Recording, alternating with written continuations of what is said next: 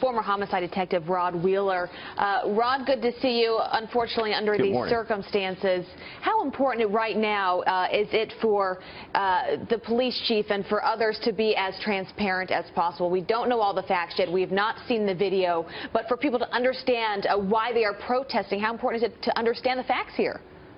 Oh, it's very important. As a matter of fact, if the police, the chief of police continue to communicate with the community there, then what he will find is that the community may kind of calm down in terms of the protest. That's very important in a situation like this. You have to be very transparent. You have to communicate. And you know what? The investigation must be very swift. Now, real quickly, something that nobody has talked about is the actual young police officer that fired his gun. Now, this police officer is going to be talked to today by the investigators there in Charlotte, but I just learned that the police officer is only a 2-year veteran of the force, so he is a relatively young officer, and that's going to definitely have a significant impact in this investigation. What difference would that make then, only 2 years in? Would they be less prepared? Right.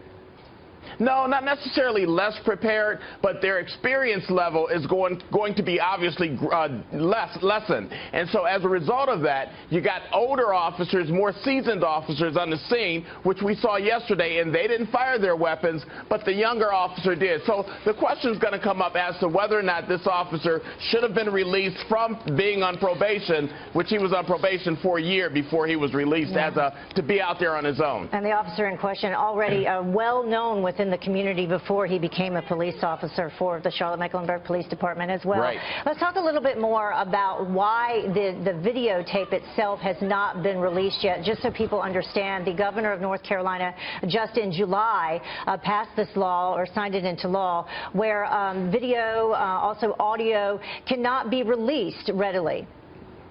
Right, and you know what? That video needs to be released, because that's going to be critical in terms of keeping the community calmed down. Because if they do have the video, and the chief of police said yesterday that they do have video from body cameras that was not worn by the officer that did the shooting, but worn by other officers, they need to release that, because apparently those videos show where this individual did have a weapon in his hand when the officer fired that fatal shot yesterday. Yeah. I spoke with one person who's seen that video and does confirm that that is the case. Also, there are pictures of the gun on the ground outside of the car.